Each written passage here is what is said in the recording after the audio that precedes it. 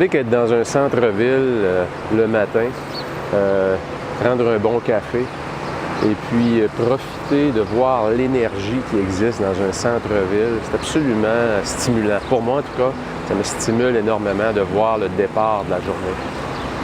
Et puis, ce matin, je veux vous parler d'une scène à laquelle j'ai assisté la semaine passée dans un parc où un père et une mère étaient là avec leur enfant en train d'apprendre à l'enfant, évidemment avec le retour de l'été, apprendre à l'enfant à faire du vélo.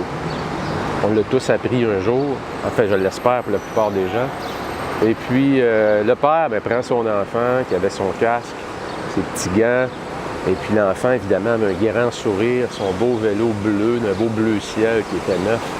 Et puis il dépose son enfant sur le siège, lui prend les pieds, lui met les deux pieds sur les pédales et lui montre comment pousser sur les pédales, les deux mains sur le guidon, et puis décide, en tenant le siège à l'arrière, de lui donner une petite poussée. Et puis, lorsque le vélo est parti, évidemment très lentement, on pouvait voir dans le visage de l'enfant énormément de fierté, son sourire, et en même temps, on voyait aussi une certaine crainte, parce que c'est une zone dans laquelle l'enfant n'était jamais allé. En fait, l'enfant sait marcher, mais avancer sans marcher, c'est une zone qu'il ne connaît pas. Évidemment, le vélo a arrêté rapidement, et puis le père est retourné, a pris le siège par en arrière et lui a donné une poussée un peu plus fort. Mais l'enfant s'est mis à avoir peur, parce qu'il n'était jamais allé dans cette zone-là. Il y avait un peu plus de vitesse.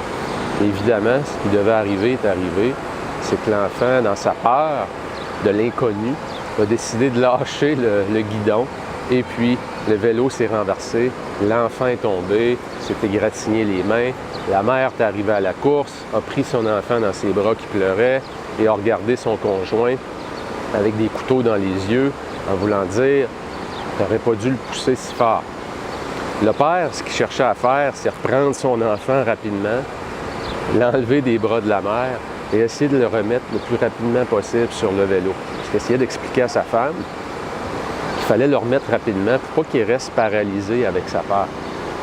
Et je me disais, il y a tellement de gens au travail qui entrent travailler à tous les jours, qui embarquent sur leur vélo au travail, mais qui ont décidé de plus jamais remettre les pieds sur les pédales. Et ça fait des gens, souvent, qui ont beaucoup d'amertume. Et il y a une autre catégorie de gens qui décident de rentrer au travail et qui ne mettent pas le pied sur leurs pédales parce qu'aussi, ils vivent une situation particulière dans leur vie. Un peu comme un athlète qui subit une baisse de régime, qui perd ses points de repère. Il finit par tellement avoir peur, parce que c'est comme s'il a tellement perdu ses points de repère qu'il ne sait plus comment dribbler le ballon. Il ne sait plus comment envoyer la passe sur le bâton de hockey de son coéquipier. Donc, il y a des étapes dans la vie, il y a des épreuves dans la vie qui fait qu'on perd nos points de repère et on vit une forme de paralysie. Et il y a deux façons de réagir à ça. C'est soit qu'on rentre travailler, on s'assit sur le siège du vélo sans remettre les pieds sur les pédales. Et savez-vous qu'est-ce qu'on fait à ce moment-là? On se met à ruminer. On se met à imaginer un paquet de scénarios. 99% de ces scénarios-là n'arrivent jamais. Alors, on vit dans la peur, on vit dans la paralysie. Et mon message aujourd'hui, c'est que si vous faites partie de ceux qui rentrent travailler, peu importe la raison pourquoi, et qui décident de ne pas mettre les pieds sur vos pédales, prenez la décision ce matin, aujourd'hui, de vous remettre dans l'action. Et vous remettre dans l'action, c'est de décider consciemment quelle décision vous devez prendre et quelle action vous devez poser. Et peut-être que c'est une rencontre avec votre supérieur immédiat qui est nécessaire et que vous repoussez constamment. Peut-être que c'est un conflit avec un collègue de travail.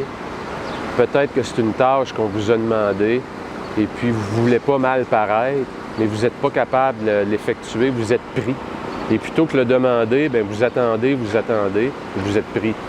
Ça peut être aussi un problème de couple que vous vivez et la situation est tellement émotive que vous transportez ça au travail, ça vous paralyse dans votre performance. Ça peut être un problème de relation à l'intérieur de la cellule familiale ou encore un conflit avec un collègue de travail. Peu importe votre raison, prenez la décision aujourd'hui, ce matin, de remettre vos pieds sur les pédales et mettez-vous dans l'action, même si vos yeux et votre cœur ont peur de ce qui va arriver. On trouve pratiquement toujours les solutions en avançant en mouvement dans l'action. Alors sur ce, je vous souhaite une journée hyper productive et surtout, prenez des décisions pour vous permettre de passer à la prochaine étape. Excellente semaine! Bien, je vous invite à vous rendre sur le site de 48heuresparjour.com pour aller chercher votre guide gratuit pour savoir comment doubler, littéralement doubler au minimum votre vitesse de lecture. Avec la quantité phénoménale d'informations qu'on a à digérer aujourd'hui, alors doubler sa vitesse de lecture, c'est un des facteurs de succès importants pour doubler votre impact à tous les jours. Alors 48heuresparjour.com, allez chercher votre guide gratuit pour doubler votre vitesse de lecture.